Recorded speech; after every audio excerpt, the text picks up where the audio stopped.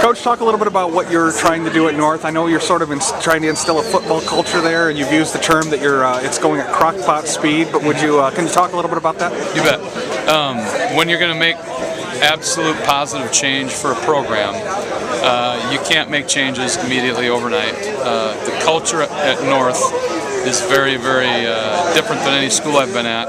Very well-rounded kids doing a lot of different things. Their parents want them to be well-rounded. Therefore, the only weakness of that is they become a master sometimes of nothing. So football has not been the number one sport there.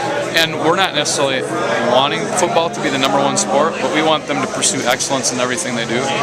And the challenge we've given the kids is we want to try as much as we can to be perfect, knowing we'll never be perfect, because that's impossible. But by that journey, we become excellent. And it's a deal where in football, for people who don't understand football, or even if they think they understand football, imagine trying to get 11 teenagers to the exact right thing at the exact right time, every time. That's the challenge of football. Now make those teenagers boys, and you can see the challenge. So I feel we have an offensive identity right now. We've run the option for 3 years. We're getting good at it. We have a pretty strong passing attack. The only problem is now defensively we're on three different defenses with 3 different coordinators in 3 different years. So our defense does not have an identity yet, and we're really working to have a stable foundation on both sides of the ball to where teams don't just have to worry about maybe getting ready for Sioux City's offense. When people have to worry about our special teams, our offense, and our defense, then we'll know that the culture's changing. What defense are you going to be running this year or trying to put into place? Well, it's hard to explain. It's a 3-3 stack hybrid. It's a 3-3-5. We have 5 defensive backs that we line up in crazy positions. But the one thing that you'll see is we'll have 3 defensive linemen all the time, and we'll have 3 stacked linebackers. But then we'll cover up tight ends.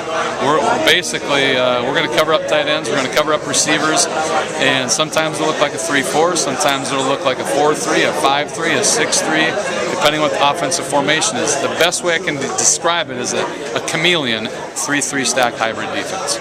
And it sounds complicated, but is the team taking to it? I mean, the players, you've talked about trying to get 11 people to do the right thing, or the same thing at the same time. How's the team taking to it? In drills, yes. In team time, no. We haven't made that mental transfer to when we go to team that now everything we just did in drill, we should see everything. We're starting to piecemeal that. Like we do a 2-on-1 trap the ball. Our goal in this defense, we should always have 3 players forcing in and a few players forcing out, to where we have 3 to 5, 3 to 6 players tackling the ball at once. Is this a defense that you can't just put in for a year? This is a plan to have it in for multi-years? Oh yeah, definitely. How under center this year? How are you looking at quarterback? Young. We had 3 good quarterbacks try out. Robert Newsham, a sophomore, very athletic, very strong.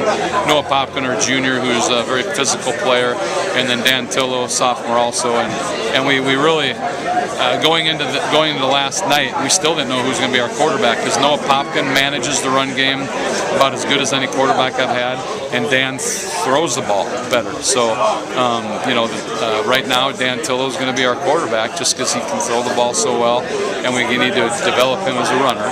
But the nice thing is, whoever our quarterback is behind a pretty solid offensive line. Talk a little bit about your offensive line. Who are your leaders at that position? We have 3 returning starters: Tyler Dre, a senior; Danny Horton, a senior; Andrew Mullenberg, a senior, who are on last year's team, know the offense almost as well as the coaches. Nick Norton, who's probably our best lineman on both sides of the ball, last year as a sophomore, didn't play the entire season because of a broken collarbone, so he's back. We've got Max Stewart, a junior, who's huge at guard; Austin Langston, who's huge at tackle, backing up. We have Greg Jurch, a sophomore, who's 321 pounds at center. I mean, last year we had 6 linemen, and our 6th one he's not out this year because he knows, so this year we've got much more depth. So, can you talk a little bit about your schedule, the different challenges it poses? I don't really worry about that too much because we have to take care of our own house first, but we have obviously every single game is a playoff game, in my opinion. We have to give our full effort to the team that we're playing.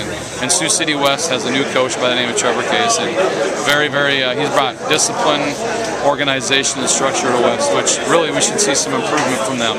I've heard great things over there.